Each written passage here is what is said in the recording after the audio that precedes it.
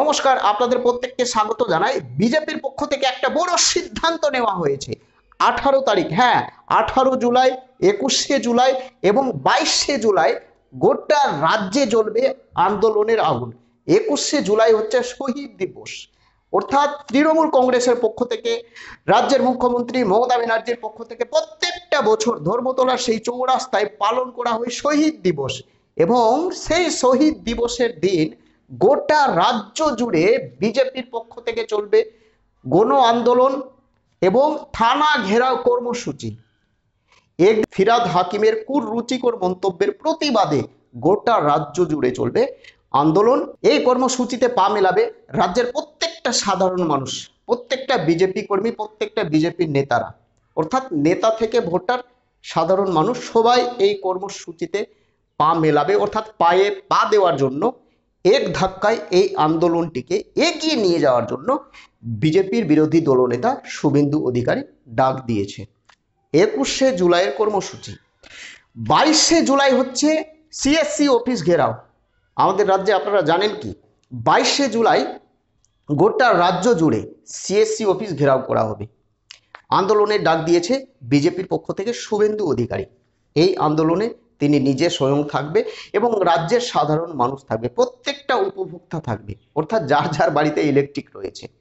এই আন্দোলনে যোগ দেওয়ার জন্য তিনি আহ্বান জানিয়েছেন রাজ্যের প্রত্যেকটা সাধারণ মানুষকে।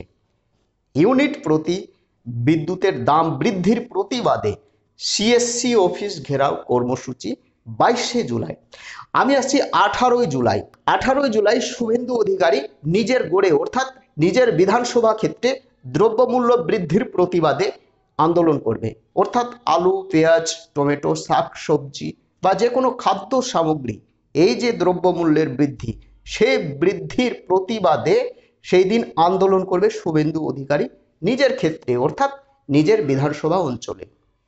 এবার আসছি এই যে 2024 লোকসভা নির্বাচনের পর, জানেন 29/12 বুঝতে পারছে, আমি 2024 লোকসভা নির্বাচনে যাচ্ছি না। আমি আসছি 2024 লোকসভা নির্বাচনের পর আমাদের রাজ্যে 4টি বিধানসভা ক্ষেত্রে যে উপনির্বাচন হয়েছে, গোটা দেশে 13টি বিধানসভা ক্ষেত্রে উপনির্বাচন হয়েছে, 11টি বিধানসভা ক্ষেত্রে ইন্ডিয়া জোটের প্রার্থী জয়লাভ করেছে। এবার আমি আসছি 2024 লোকসভা নির্বাচনের পর আমাদের রাজ্যে 4টি বিধানসভা ক্ষেত্রে উপনির্বাচন হয়েছে।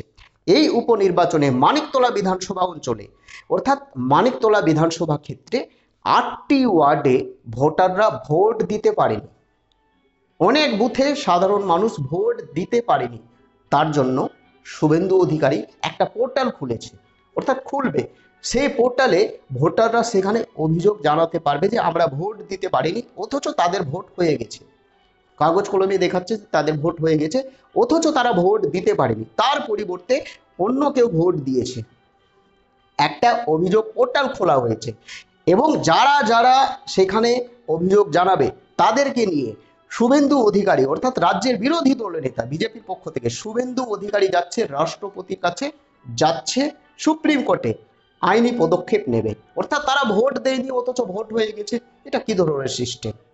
অর্থাৎ আমাদের রাজ্যে আবার কি 4টি বিধানসভা ক্ষেত্রে নির্বাচন হতে চলেছে। এই যে উপনির্বাচন হলো, আবার কি নির্বাচন হবে? একটা বড় খেলা খেলছে শুভেন্দু অধিকারী।